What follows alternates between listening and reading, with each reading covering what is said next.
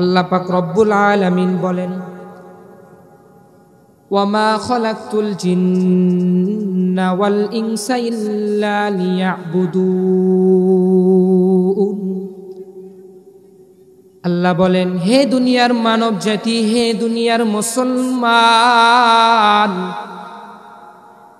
আমি আল্লাহ তাআলা তোমাদেরকে বানাইছি একমাত্র আমার গোলামি করার জন্য।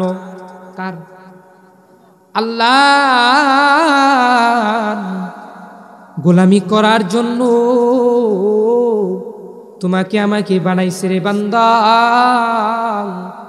তুমি আর আমি আল্লাহর গোলামি করি না, তুমি আর আমি আল্লাহ যেই কাজ করতে পাঠাইছেন ওই কাজগুলো আমি করি না। আল্লাহ বলেছেন, বান্দা তুমি মসজিদের মুয়াজ্জিন সাহেব এতবার আজানের ভিতরে তোমাকে ডেকে ডেকে বলে, হাইয়া আলাস সালাহ, হে দুনিয়ার মানুষ তোমরা হেদায়েতের নামাজের পথে আসো, নামাজের পথে আসো। আবার মুয়াজ্জিন সাহেব আবার বলেন, হাইয়া আলাল ফালাহ। আমি আল্লাহ তাআলা আবার মুয়াজ্জিন সাহেবের উসিলা দ্বারা তোমাকে ডাকি, হে বান্দারা তোমরা একটু শুনিয়া নাও, আমি আল্লাহ তোমাকে এত সুন্দর করে বানাইলাম, বানানির পরেও বান্দা তুমি আমার কাজ করো না রে বান্দা।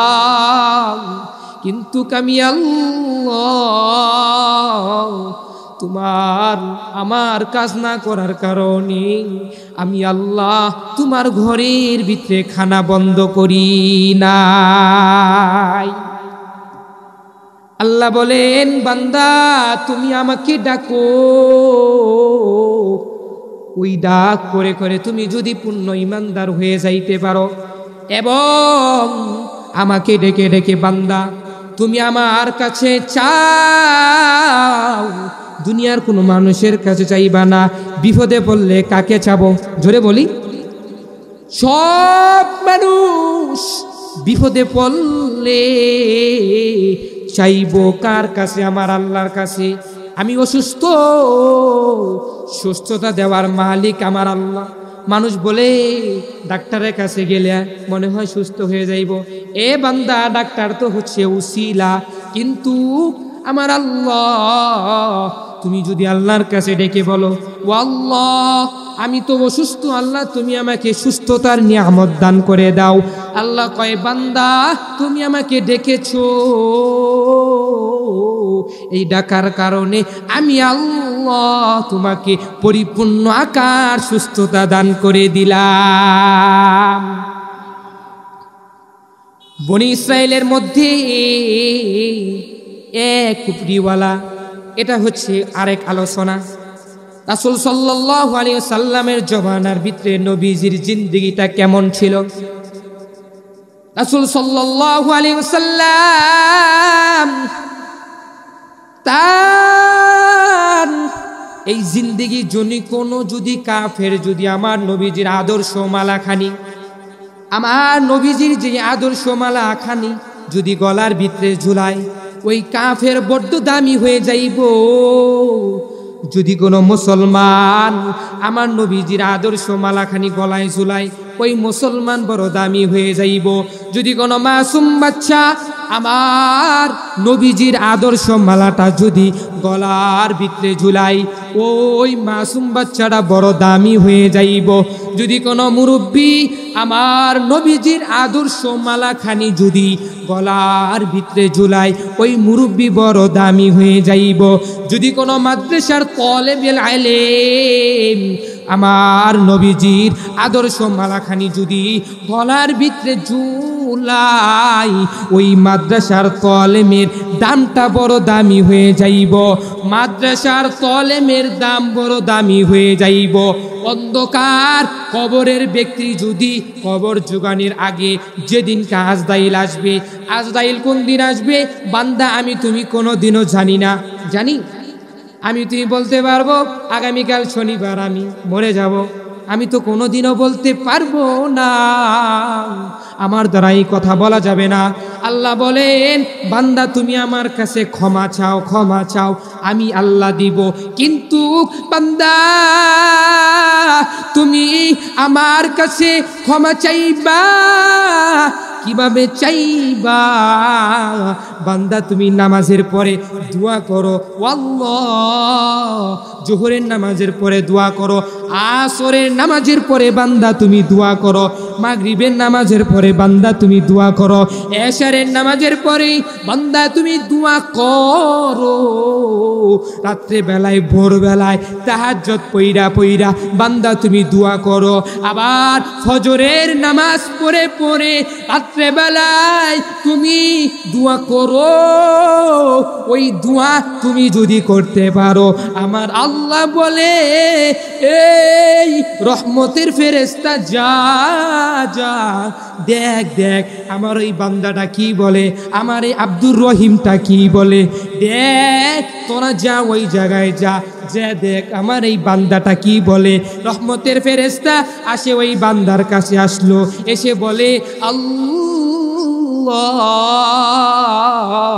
আল্লাহ তাআলার আদেশ মালাখানি পায়া এমন করে ওই নামাজিওয়ালা দুয়াদার ব্যক্তির সামনে যখন আসলো, আসে যখন দেখে ওই রহমতের ফেরেশতা যখন শুনে আল্লাহর কাছে মাপ চাই, আল্লাহর কাছে ডেকে ডেকে বলে, ও দয়ার মালিক আল্লাহ, আমার মায়ের গর্ভ থেকে এই পর্যন্ত আসার পর রে আল্লাহ, আল্লাহ জানি না, জানাওয়া জানা, আল্লাহ বুঝাওয়া বুঝা, আল্লাহ দেখাওয়া দেখা, সগীরা গুনাহ কাবিরি গুনাহ যেই সমস্ত গুনাহগুলো করেছি আল্লাহ, আল্লাহ তুমি আমাকে মাফ করে দাও। ওই নামাজি ব্যক্তি এমন করে করে রবের কাছে যদি দোয়া করতে পারে, ওই ফেরেশতা যায়া সরাসরি আল্লাহর কাছে যাই, আল্লাহকে ডেকে ডেকে বলে, ও দয়ার মালিক, তোমার এই আব্দুর রহিম, তোমার এই আব্দুল সাত্তার, তোমার এই বান্দাটা তোমাকে ডাকে, এত মায়া মায়া করে ডাকে, কয় কি বলে, তোমার কাছে বলে ওই বান্দার মার গর্ভ থেকে আসার পর এই পর্যন্ত যত গুনাহ করেছে আমি আল্লাহ ওই বান্দার জিন্দেগির সমস্ত গুনাহ আমি মাফ করে দিলাম।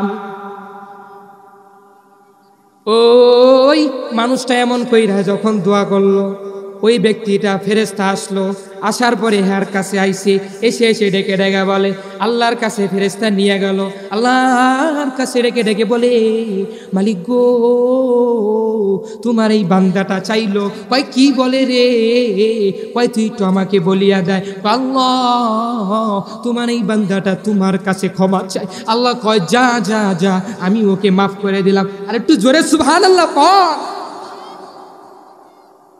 40 জন ডাকাতের লিডার বসিরউদ্দিন, এই বসিরউদ্দিনের জিন্দেগিটা কেমন, ডাকাত হইয়া নবীজির আদর্শ পাইয়া আল্লাহ তাআলার বুঝ পাইয়া বড় দামি হয়ে গেছে।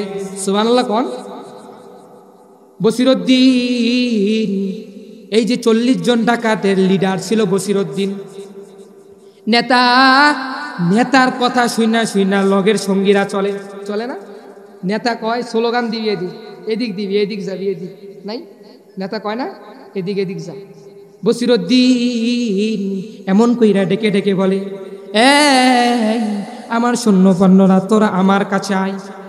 কয় নেতা আপনি কি বলবেন, আপনি একটু বলিয়া দেন। কয় তোরা আমার কাছে বলবি, আজকে আমি ওই জায়গায় যাব, একটা বাড়িতে যাব। কয় কোন বাড়ি? কয়েকটা বড় লোকের বাড়ির দরবারে যাব। ওই বাড়ির ভিতরে অনেকগুলো টাকা আছে, সোনা আছে, রূপা আছে। যদি আমি আর তুমি যদি আমরা সবাই মিলে যদি চুরি করতে পারি, তাহলে আর জীবন আমাদের চুরি করা লাগবে না, আর জীবন আমাদের ডাকাতি করা লাগবে না। এমন কইরা কইরা ওই বসিরউদ্দিন লিডার হইয়া সবাই কাছে বলল। বলার পরে এই বসিরউদ্দিন এমন কইরা যখন বলল, এই শালনা এলাকার যুবকেরা, এই শালনা এলাকার মুরব্বী বাবারা, এই আমার প্রাণপ্রিয় যুবক ভাইরা, এই পদ্মার অন্তরস্থ মা বোনেরা, এই তোমরা সবাই এই বসিরউদ্দিনের আলোচনাটা তোমরা একটু খেয়াল করে শুনবা, এই বসিরউদ্দিনের কথাটা তোমরা একটু খেয়াল করে শুনবা। এ বান্দারা সবাই মনোযোগ সহকারে শুনবেন।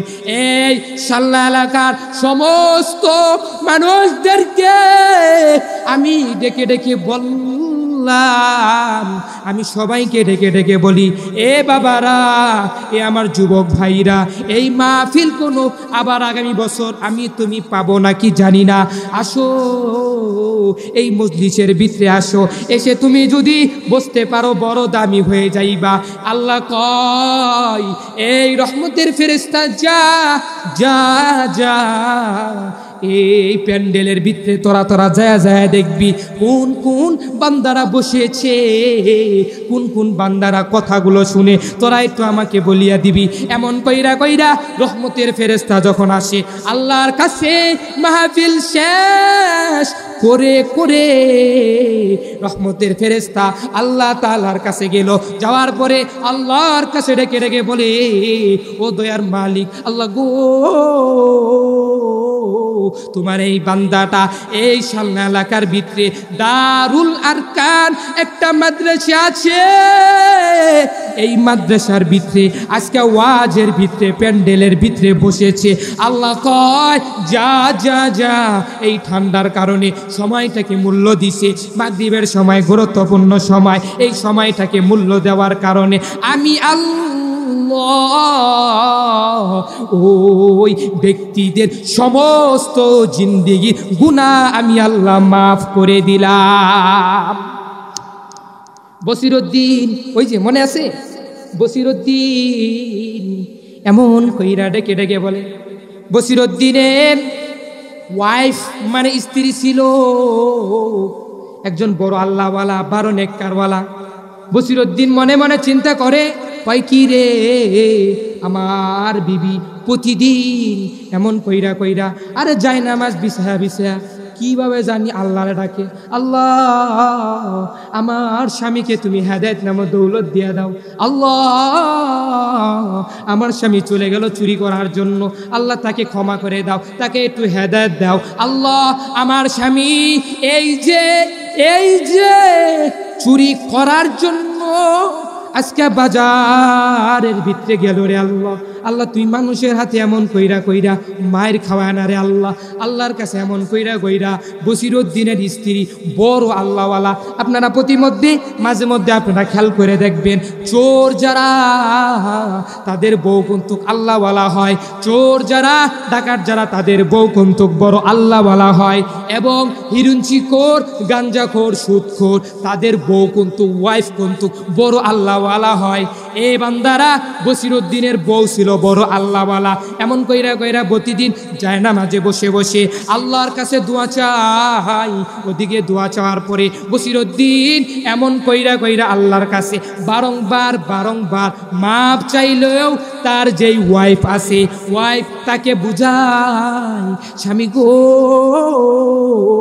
তুমি আর চুরি কইরো না স্বামী, ও স্বামী লও দিন আইনা দিন খামু, এমন কইরা কইরা বুঝায়। বুঝানির পরে ওই বসিরউদ্দিন গাঞ্জা খায়া চোর ছিল, ডাকাত ছিল, কয় আরে তুই আমারে মরার করা বরস। ওদিকে বসিরউদ্দিনের ওয়াইফটা বারংবার বারংবার তার স্বামীকে ডেকে ডেকে বলে, ও স্বামী গো তুমি আর চুরি কইরো না, তুমি আর ডাকাতি কইরো না স্বামী গো, ও স্বামী গো আজকাল লও আমরা একখানে হয়ে যাই, আল্লাহর কাছে মাপ চাবো, আল্লাহর কাছে মাপ চাই আসে, আল্লাহর কাছে দোয়া করব।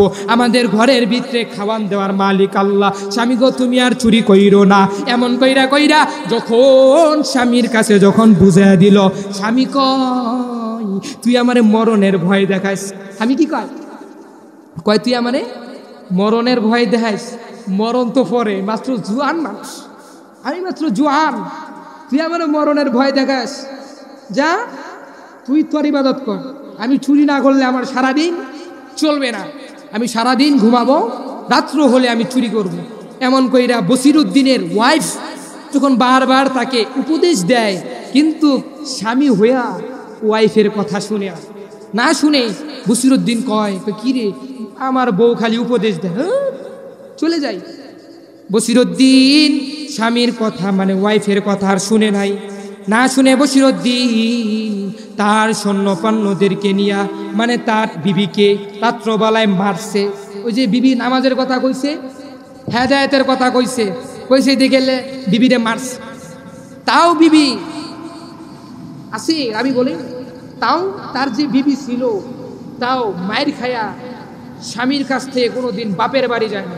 কিন্তু আমাদের এলাকায় ওয়াইফরা, আমাদের এলাকায় মা বোনেরা তারা কি করে, কয় আমার স্বামী আমাকে মারছে, আর তোমাকে হেদায়েতের জন্য মারছে, তুই ভুল করছো বিদায় তোমাকে মারছে, মারার কারণে আর থাকবো না, এই স্বামীর ভাত আমি খাবো না। আমাদের দেশে এমন মহিলা আছে নাকি নাই? কিন্তু বসিরউদ্দিন ডাকাতের বউ বড় আল্লাহওয়ালা দিনদার মানুষ, বারংবার স্বামীকে বুঝায়। স্বামী কয় তুই মরণের ভয় কথা কস আমারে, এটা পরের কথা, এখনকার কথা, এখনকার এই সময় এই কাজ কইরা পারি না, তুই আবার পরের কথা কস। এমন করে ওয়াইফ উপদেশ দেয়। বসিরউদ্দিন এমন কইরা কইরা ওয়াইফের কাছ থেকে যখন চলে গেল, চলে যাওয়ার পরে বসিরউদ্দিন তার 40 জন ডাকাতকে নিয়া, মানে বসিরউদ্দিন ছিল 40 জন ডাকাতের বড় লিডার, এই লিডারকে নিয়ে বসিরউদ্দিন গেল, ওই জায়গায় গেল। জায়গায় যাওয়ার পরে সবাইকে একসাথে মিলা কইরা গেল। যে যাওয়ার পরে রাস্তা দিয়ে যখন হাঁটতে থাকলো, হেঁটে হেঁটে হেঁটে হেঁটে পায়ে পায়ে যখন হাঁটে হাঁটি করে যায়, যাওয়ার পরে এই বসিরউদ্দিন দেখে যে প্রতিমধ্যে যাওয়ার পরে এক জঙ্গল, এই জঙ্গলের ভিতরে বিশাল বড় এক বিশাল বড় এক গভীর জঙ্গল। এই জঙ্গলের ভিতরে বসিরউদ্দিন কয়, এই বসিরউদ্দিন তার সৈন্যপন্নরা ডেকে বলে, হয় নেতা রে, লিডার রে, এই যে গভীর জঙ্গল, এই জঙ্গল দিয়ে যদি আমরা যাই তাহলে তো আমাকে শিয়ালে ধরতে পারে, আমাদেরকে তো সাপে ধরতে পারে, আমাদেরকে তো আমাদের যেই চোরের ভাই আছে ওই চোরের ভাইরা আমাকে ধরতে পারে, আমরা তো নিজেরাই চোর, আমরা তো নিজেরাই আবার ডাকাত। বসিরউদ্দিন এমন কইরা যখন লিডার হইয়া মানে সৈন্যপান্নরা বসিরউদ্দিনকে বুঝায়, বসিরউদ্দিন কয় যদি কোনো ব্যক্তি যদি আমাদেরকে যদি ধরতে আসে, না না না তারা তো পারবে না, পারবে না, আমার লোকে 39 জন মানুষ আছে আর আমি এক বসিরউদ্দিন, 40 জন মানুষ, আর ওরা হয়েছে একলা, 40 জন মানুষ যদি ওকে যদি ধরি, ওই ডাকাত আমাদেরকে ধরতে পারবে না, ওই চোর আমাদেরকে কশ্চিন কালো ধরতে পারবে না। মানে বসিরউদ্দিন সবাই কেমন কইরা মিলিয়া উপদেশ দিল। উপদেশ দেওয়ার পরে বসিরউদ্দিন আর একটু জঙ্গলের ভিতরে গেল।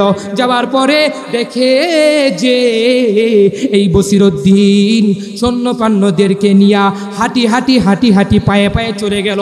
চলে যাওয়ার পরে এই বসিরউদ্দিন তার কানের ভিতরে একটা ছোট একটা মাসুম বাচ্চার কান্না চলে আসলো। বসিরউদ্দিন কয়, ওই আমার সকল সৈন্যপন্নরা তোমরাই যে খারাপ, আমি দেখি আমার কানের ভিতরে কোথা থেকে যেন ছোট একটা মাসুম বাচ্চার কান্না এসেছে।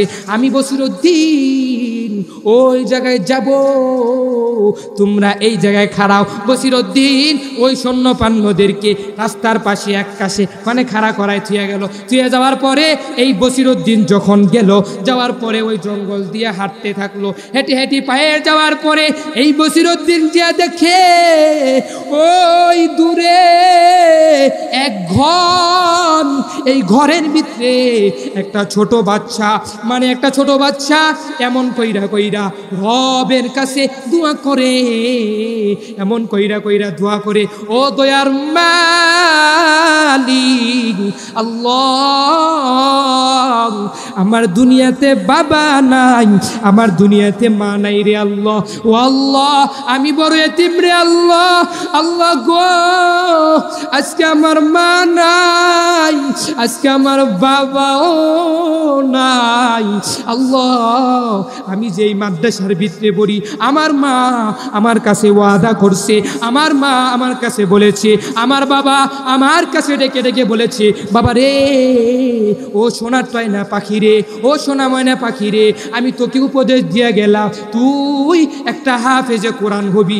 এমন কইরা কইরা ছোট মাসুম বাচ্চা যখন এমন কইরা কইরা যখন দোয়া করে, দোয়া করার পরে এই ছোট মাসুম বাচ্চারা আমার রবের কাছে এতবার কেঁদে কেঁদে বলে, আল্লাহর কাছে কেঁদে কেঁদে বলে, আবার ওই ছোট মাসুম বাচ্চারা যখন মাদ্রাসার ভিতরে ভর্তি হয়ে গেল, হয়ে যাওয়ার পরে দুনিয়া থেকে তার মাও চলে গেছে, তার বাবাটাও চলে গেছে, এই মাসুম বাচ্চারা ওই মাদ্রাসার ভিতরে মানে ন্যাম্পো কপি আছে, কপি চিনেননি? কপি চিনেন? আপনাদের ওদিকে আছে, এখন তো কারেন্ট চলে আসে, আগে তো ন্যাম্পো ছিল বা কপি ছিল বা হারিকেন ছিল। এই ছোট বাচ্চারা এমন কইরা যখন মাদ্রাসার ভিতরে ভর্তি হলো, প্রতিমধ্যে তার মাটা যখন ইন্তেকাল ফরমাইল, ইন্না লিল্লাহি ওয়া ইন্না ইলাইহি রাজিউন, আবার তার বাবাটা যখন মরে গেল, ইন্না লিল্লাহি ওয়া ইন্না ইলাইহি রাজিউন, এমন কইরা কইরা যখন বলল, মাও চলে গেল বাবাও চলে গেল, বড় এতিম বানায়া বানায়া বানাইয়া হাফেজে কোরআনকে থুয়ে গেল। হাফেজে কোরআন, এই কোরআন ছোট মাসুম বাচ্চাটা ওই মাদ্রাসার ভিতরে ভর্তি হইছে। এখন তার লগের ছাতি ভাইরা যারা আছে তারা তো ওই যে মানে ওই জায়গায় ভর্তি হওয়ার পরে ওই জায়গায় ছিল কি ন্যাম্পো লাগবো বা মম লাগবো বা হারিকেন লাগবো, এমন কইরা কইরা তাদেরকে যখন বুঝাইলো, কিন্তু ওই ছোট বাচ্চাটার ন্যাম্পো নাই, মমও নাই, কোনো কিছুই নাই। ছোট বাচ্চাটা আমার রবের কাছে ডেকে ডেকে বলে, ও দয়ার মালিক আল্লাহ, আমাকে বড় এতিম বানায় থিয়া গেছে রে আল্লাহ, ও আল্লাহ আমার পাশের ভাইরা, আমার পাশের বন্ধুরা, তারা তো তাদের বাবা আসে, আবার তাদের বাবা আসরের সময় আসে, মা আসে, মা আইসা আইসা আমি মাঝে মধ্যে চায়া চায়া দেখি যে ওদের এক গালের ভিতরে চুমু দেয়, আরেক গালের ভিতরে চুমু দেয়। আল্লাহ আমার দুনিয়াতে মা নাই, আল্লাহ আমার বাবাও নাই, আল্লাহ আজকে আমার তেলও নাই গিয়া আমি কিভাবে পড়বো রে আল্লাহ। আল্লাহর কাছে ওই ছোট মাসুম বাচ্চাটা ওই ঘরের ভিতরে বৈশা বৈশা এমন কইরা কইরা যখন দোয়া করে, ওই ছোট মাসুম বাচ্চাটা দোয়া করার পর প্রতিমধ্যে বসিরউদ্দিন ওই জায়গায় যে হাসি, বসিরউদ্দিন কয়, ও ভাই রে তুই একটু আমার জন্য তুই একটু দোয়া করবি। কয়, আপনি কে রে? আপনাকে তো আমি চিনি না, আপনি কোথা থেকে এসেছেন? এমন কইরা কইরা ওই ছোট মাসুম বাচ্চারা মানে একটু ভয় পেতে লাগলো। বসিরউদ্দিন কয়, ভাই রে তুমি আমার দেখে ডর কইরো না, ভাই রে তুমি আমার দেখে ভয় পাইও না ভাই, আমি হচ্ছে তোমার এক ভাই, তুমি আমাকে বলিয়া দাও, তুমি কেন কান্দাকাটি করো? এমন কইরা কইরা বসিরউদ্দিন যখন ওই ছোট মাসুম বাচ্চাকে ডেকে ডেকে বলল, মাসুম বাচ্চা কয়, ভাই গো আমার দুনিয়াতে মাও নাই, আমার দুনিয়াতে বাবাও নাই, ভাই গো আজকে বড় এতিম, আমি মাদ্রাসায় পড়ি, মাদ্রাসায় আমার হারিকেন লাগবে, এবার মম লাগবে, আমার কিছু নাই, আমি কিভাবে পড়ালেখা করব?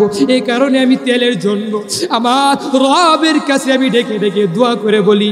এমন কইরা কইরা ছোট বাচ্চা দোয়া করে, এমন কইরা কইরা ছোট বাচ্চা যখন বলে, বলার পরে এই ছোট বাচ্চা এমন কইরা কইরা বসিরউদ্দিনের কাছে যখন বলে, বসিরউদ্দিন কয়, ও ভাই রে, ও ছোট মাসুম বাচ্চা রে, তুমি কোনো চিন্তা করবা না, তোমার কাছে কশিন কালো কোনো ভয় নাই, তোমার কাছে কোনো কিছু নাই। ওই মাসুম বাচ্চা, তুমি আমার জন্য আল্লাহর কাছে ডেকে ডেকে দোয়া করবা, আল্লাহ যেন আমাকে যেন হেদায়েত নামক দৌলত দান করে দেয়।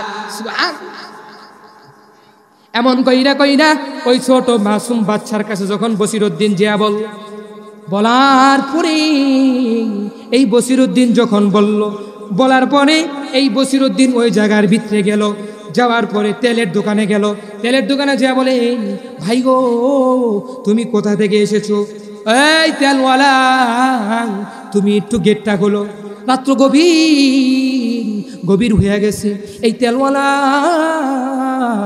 ওই তেলের দোকানের ভিতরে খাড়ায়া কয়, ভাই তুমি কে, তুমি একটু পরিচয় দাও। তেলের মালিক দোকানদার এমন কইরা কইরা পরিচয় চায়। তেলওয়ালা বলে, ভাই তুমি আবার পরিচয় দাও। তেলওয়ালা কয়, ভাই গো, আমি হচ্ছে ওই ডাকাত বসিরউদ্দিন।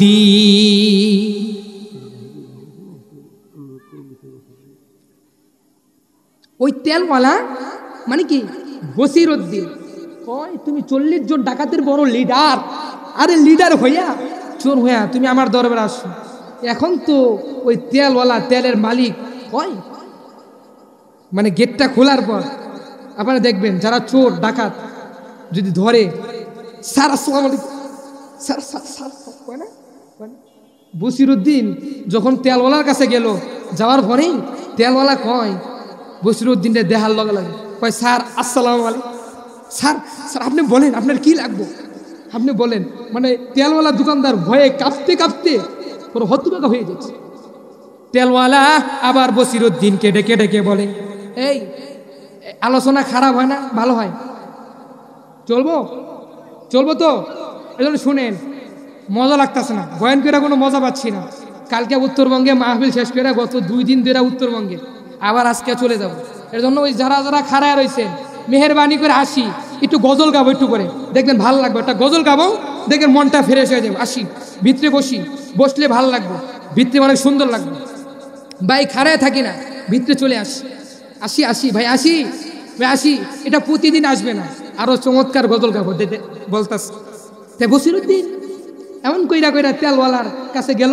তেলওয়ালা কয়, স্যার আসসালামু আলাইকুম, আপনি বলেন আপনার কি সেবা করতে পারি?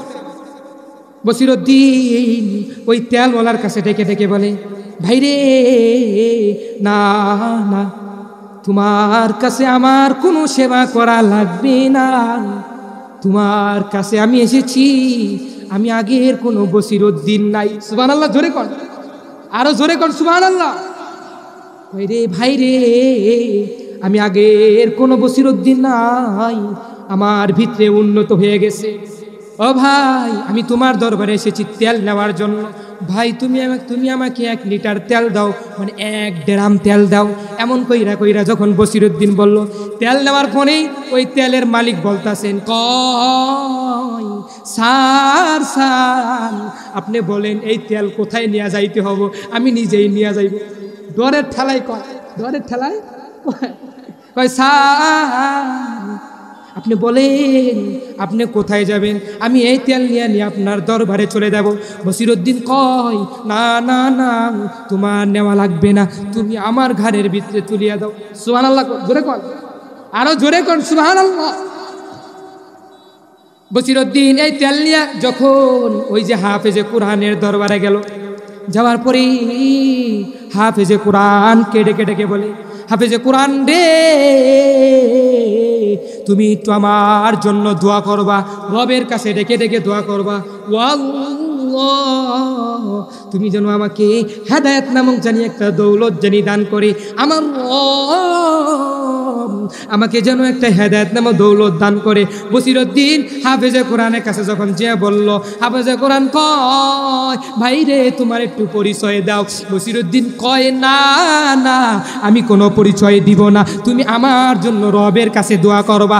এমন কইরা কইরা ওই বসিরউদ্দিন এমন কইরা ছোট মাসুম বাচ্চা সঙ্গে সঙ্গে ওই হাফেজে কোরআন রবের কাছে দোয়া করলো। দোয়া করার সঙ্গে সঙ্গে হাফেজে কোরআনের দোয়ার এত পরিমাণ দাম, হাফেজে কোরআনদের দোয়ার এত পরিমাণ দাম। এ ভাইরা এই যে মাদ্রাসার তালেবে ইলম যারা, তারা বড় দামি না কম দামি? সবাই একটু জোরে জোরে বলে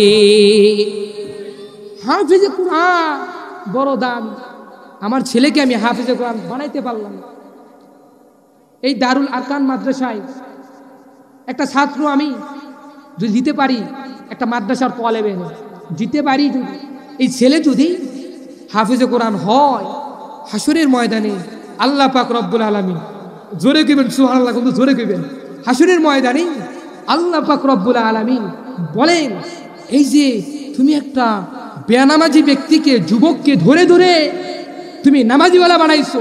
আল্লাহ কয়, আল্লাহ হাসরের ময়দানে এমন করে যখন দেখবে বান্দার আমল নামায় একটা মানুষকে হাফেজে কোরআন বানাইছে, মাদ্রাসায় পাঠায় হাফেজে কোরআন বানাইছে, ওই বান্দাকে আমার আল্লাহ তাআলা এই হাফেজে কোরআনের বদৌলতে আমার আল্লাহ তাআলা ওই ব্যক্তির জিন্দেগির গুনাহ মাফ করে দিয়ে তাকে সরাসরি জান্নাত দেন। সুবহান।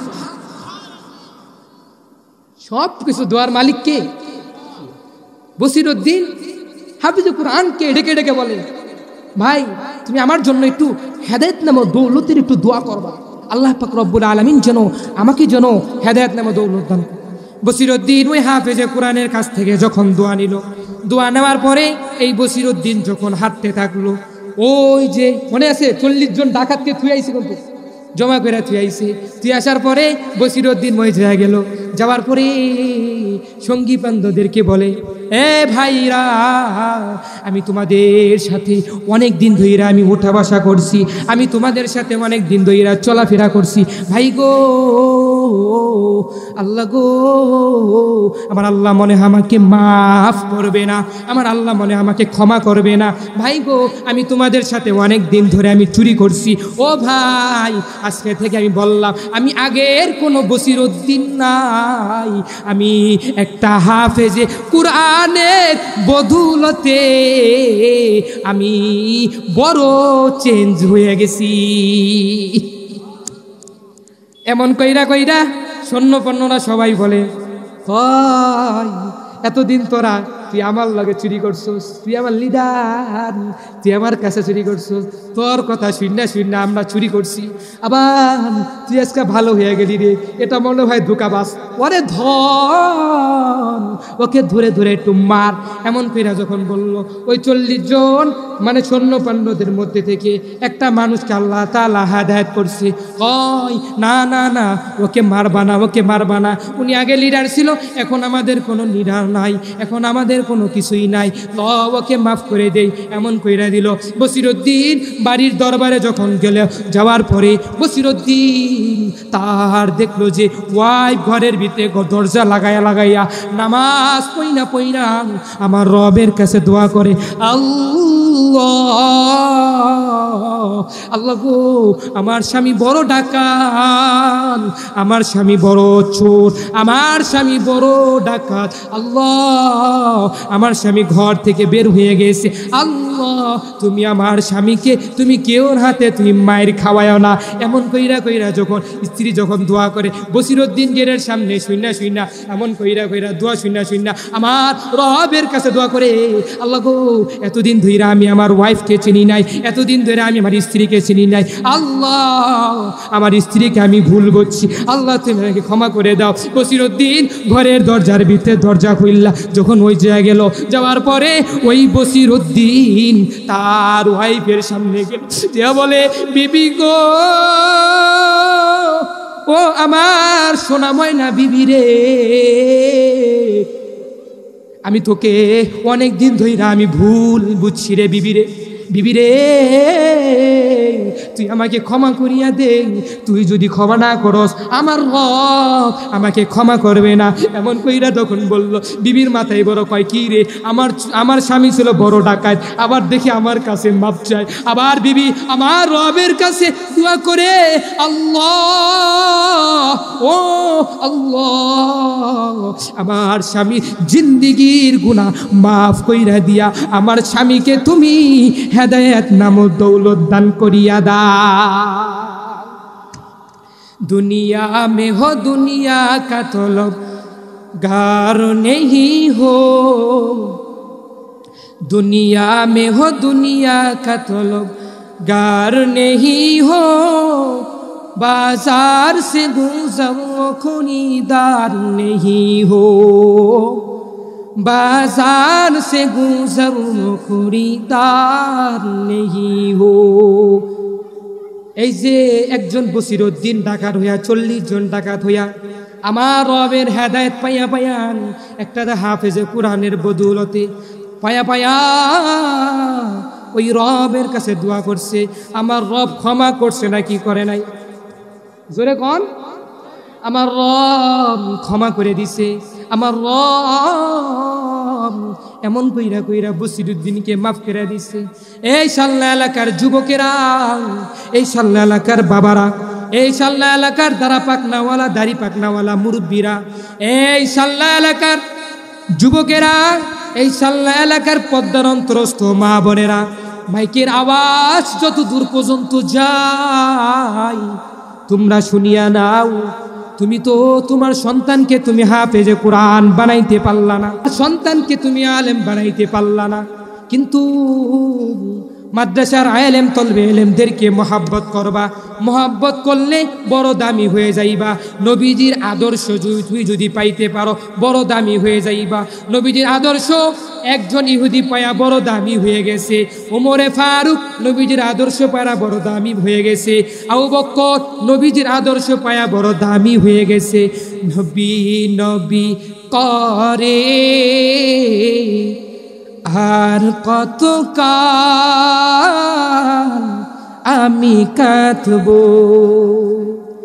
নবী নবী করে আর কত কাল আমি কাঁদব।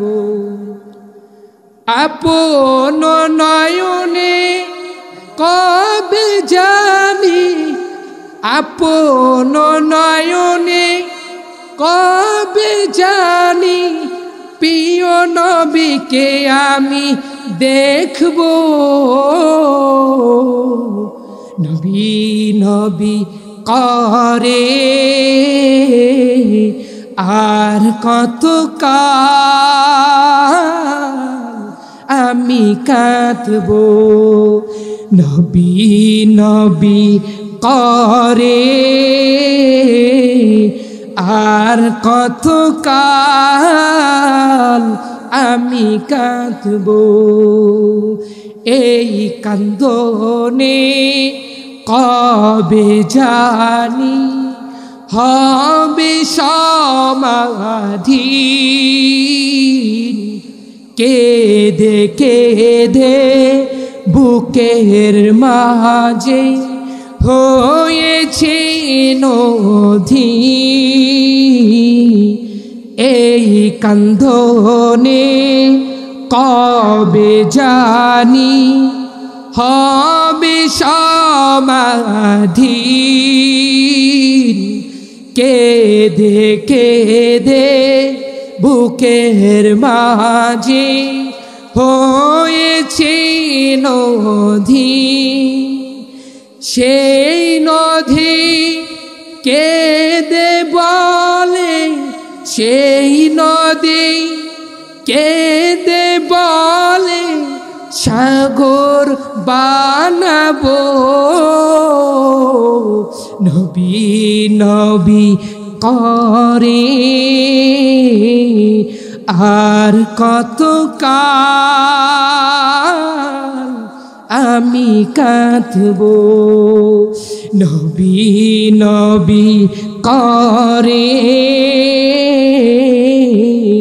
আর কত কাল আমি কাঁদবো আপন নয়নে কবে জানি আপন নয়নে কবে জানি প্রিয় নবীকে আমি দেখব